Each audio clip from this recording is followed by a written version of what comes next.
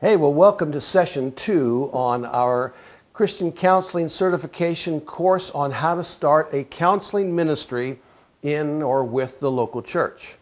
We've already covered quite a bit of information about that process, the importance of prayer and connecting, with your pastor and with local churches. I want to go a little bit farther then into some things that are helpful in preparing for the actual launch of a counseling ministry.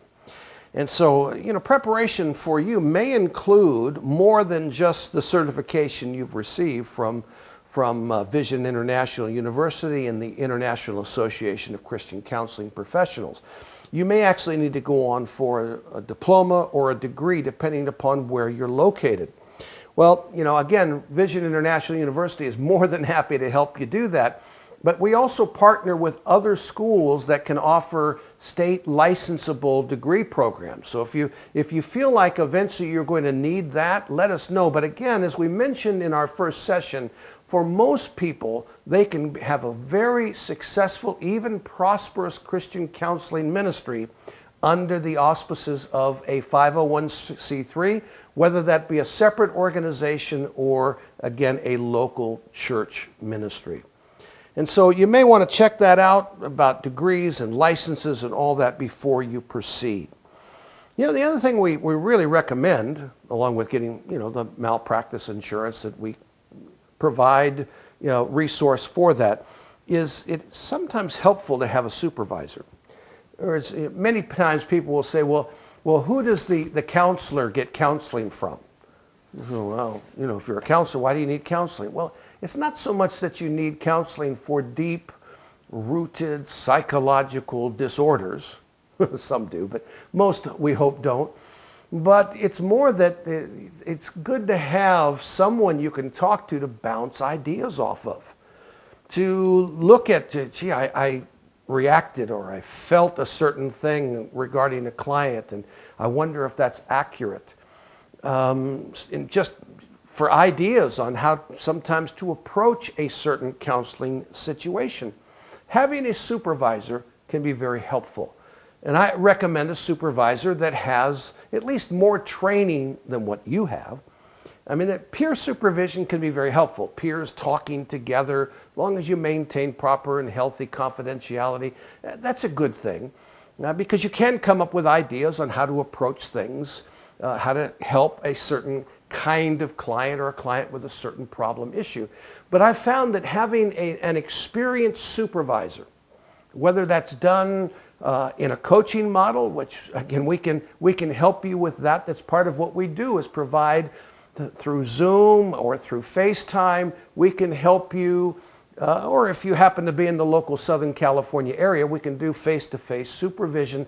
Not so much for licensing purposes, but more as a coaching, encouragement to help you to be more successful in your counseling process. So if you're interested in that, please let us know. One of the things you're going to have to develop then, if you're going to, advertise yourself, and I know some people think advertise, I don't want to advertise, I just want to do what God's called me to do. Well, so do I, which requires advertising.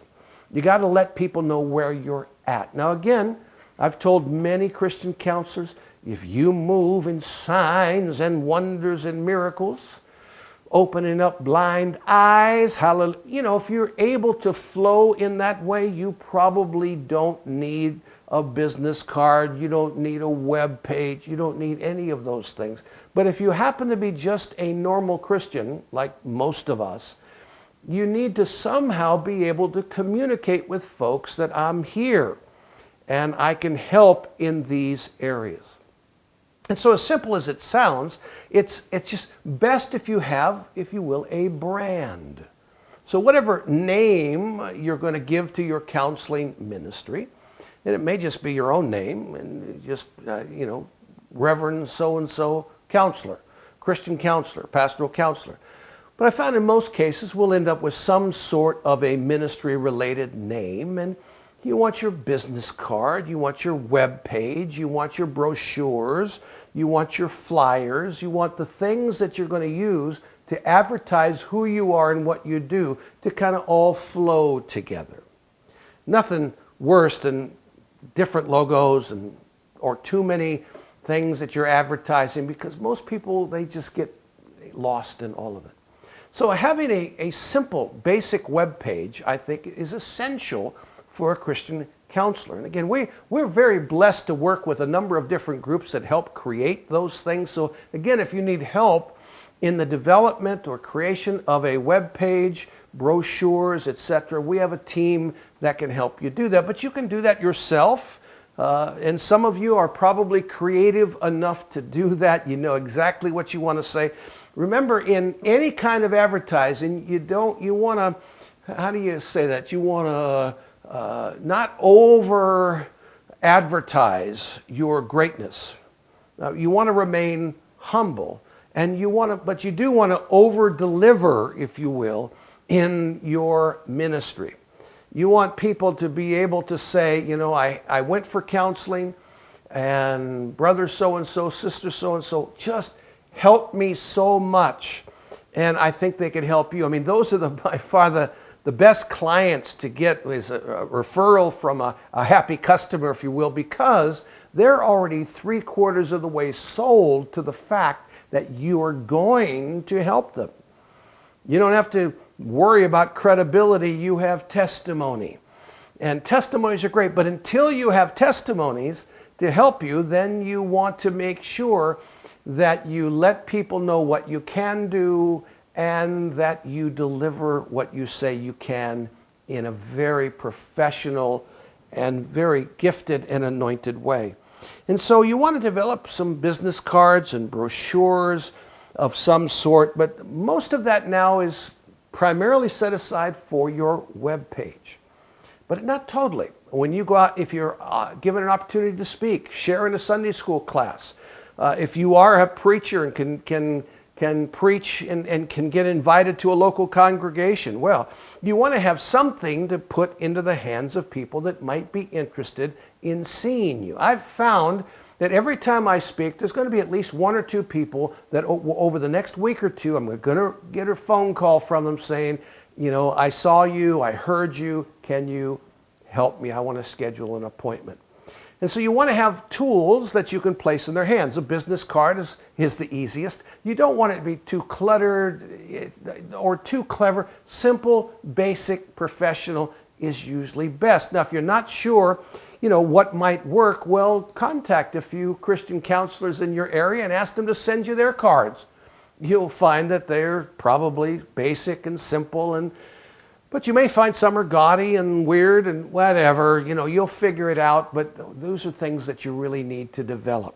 I found that, you know, developing flyers are good as well, especially if you have something you can offer in a teaching, in a seminar, in a webinar, or whatever format. And so you want to have, again, a look about you. You know, if you haven't had a professional picture done of you, get one done. It's worth the investment.